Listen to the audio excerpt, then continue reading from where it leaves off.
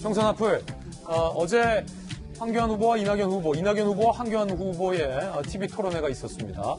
직접 들려드리겠고요. 그리고 역시 오세훈 후보와 고민정 후보, 고민정 후보와 오세훈 후보의 TV 토론회가 있었습니다. 양쪽 모두 상당히 뜨거웠습니다. 먼저 이낙연 후보와 황교안 후보의 TV 토론 주요 장면 한 대목부터 들어볼 텐데 비례정당 꼼수다라고 서로 비판에 매서운 비판이 온 것 같습니다. 들어보시죠. 비례용 정당은 꼼수다. 민주당은 그러지 않을 것이다.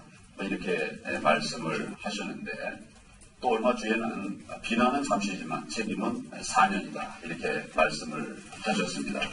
황 후보가 소속하신 정당에서 위성정당을 만들었습니다. 저희 더불어민주당은 바깥으로부터 연합정당 참여를 제안받았습니다. 연합정당 참여의 과정에서 그것은 현실적으로 불가피하지 않겠느냐 하는. 자, 지금 황교안 후보가 먼저 서민 교수님, 아니 왜 이렇게 말을 바꾸냐, 왜 이렇게 말을 바꾸느냐라고 이낙연 후보를 공격했고 비례용 위성정당 관련해서 그러자 이낙연 후보는 그쪽에서 먼저 만들지 않았냐, 시작은 그쪽이 먼저 했다, 우리 어쩔 수 없었다라고 지금 방어를 하는 모양새죠. 예, 근데 두 당, 지금 황교안 대표가 그렇게 말하는 것도 참 제가 보기에는 좀 이상합니다. 먼저 이렇게 아무리 그래도 꼼수를 쓴 건 맞는데 꼼수를 쓴 사람이 너는 왜 우리 따라하냐라고 얘기하는 거는 참, 그러니까 이건 원래 제3당에서 이렇게 지적할 문제지 자기들끼리 서로 치고받을 일은 아닌 것 같습니다. 너무 예. 민망합니다, 저는. 예, 둘 다 민망하다. 네. 고승덕 의원님. 사실 말을 바꾸냐 부분은 황 대표도 말 바꾼 적이 있고 하기 때문에 또 역공을 당할 수밖에 없는 서로 질문이거든요.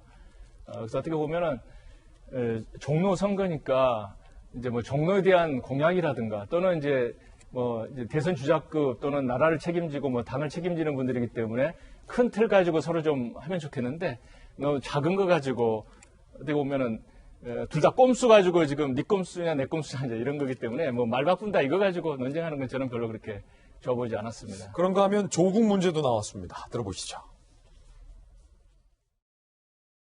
조국 수사를 하는 검찰을 향해서 비난의 목소리를 내면서 조국을 옹호하셨습니다. 그런데 그 이후에는 마음에 빚이 없다. 이렇게 조국을 소위 손절하는 모습을 보이셨습니다. 이렇게 이 후보가 스스로 말을 바꾸는 모습을 보였는데 조국 씨의 반칙에 대해서 어떻게 생각하시는지. 네, 결론부터 말씀드리면 저는 황 후보께서 말씀을 바꾸더라도 황 후보를 신뢰하겠습니다. 그 당시 검찰은 공정했던가, 국민들의 검찰개혁 요구는 합당한 근거가 있지 않았던가, 그 양면을 모두 볼 필요가 있고 양면 모두 해결될 필요가 있다. 지금도 그렇게 생각합니다. 해당 방송은 티브로드 강서 제작센터에서 이루어진 방송입니다.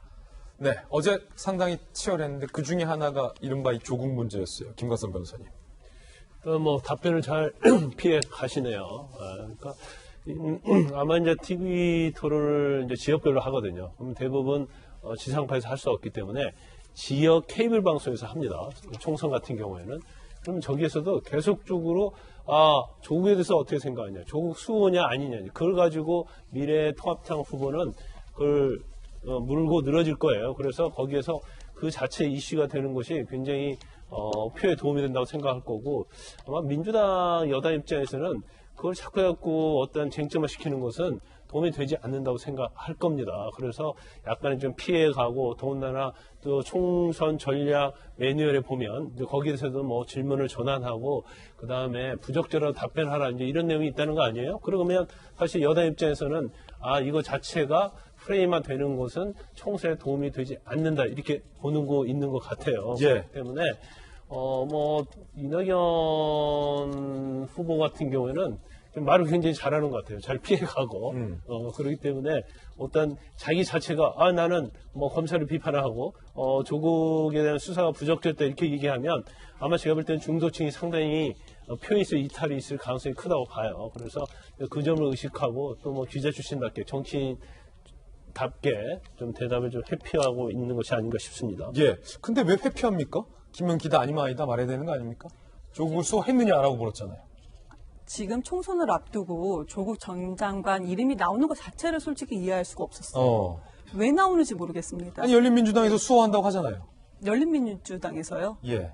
저희 더불어민주당이고요. 예. 더불어시민당입니다. 이해찬 대표가 끝나고 어차피 함께 한다고 하지 않았나요? 언제 그런 얘기 했었죠? 이해찬 대표 말씀하셨어요. 결국 끝나고 함께 할 수 있지 않겠느냐. 끝나고 함께 할 수 있겠다고요? 예. 그런데 지금 총선 자체에서 조국을 자꾸 꺼집어내는 것 자체가 민주당에서는 이해가 안 되는 거예요. 왜 꺼집어내요? 왜 후보도 아닌데 왜? 이런 생각이 들고요.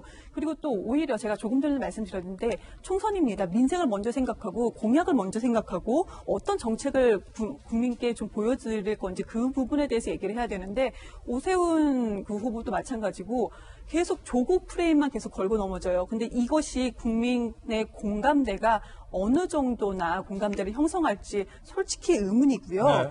전형적인 선동 정치. 지금 이 시대의 전형적인 선동 정치라고 저는 생각을 그러니까 합니다. 이영구 예. 대변인 말씀대로 민주당에서는 조국 프레임이 나온 거를 싫어하죠. 당연하게 이게 좋지 않고 그러니까 이낙연 후보의 약간 양시양비론적인 게 괜찮은 태도인 것 같아요. 여기 리스크를 최소화할 수 있는 건데 근데 통합당 입장에서 아니거든요. 왜냐하면 이낙연 후보는 어제 탄핵 이야기도 했어요.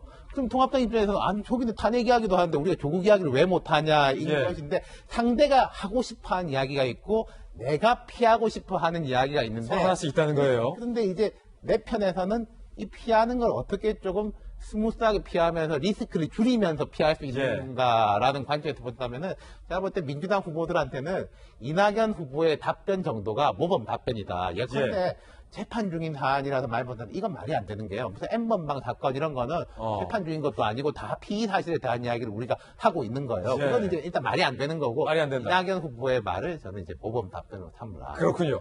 근데 저 같은 경우는 이제 조국에 대해서 물어보는 건 너무 당연한 것 같은 게 이경규 의원에 대한 반박이에요. 예, 그렇죠. 그러니까 조국이 지난 이제 8월부터 4개월 가까이 우리 한국 사회를 뭐 거의 양분시켰지 않습니까? 그리고 거기에 대해서 해결이 안 난 게 어느 누구도 사과한 사람이 없습니다. 그렇기 때문에 이 조국에 대해서 묻는 거는 이 약간 반칙과 이런 특권을 옹호하느냐 아니냐 이 프레임이기 때문에 당연히 총선에서 물어볼 수 있는 얘기가 아닐까 싶습니다. 예.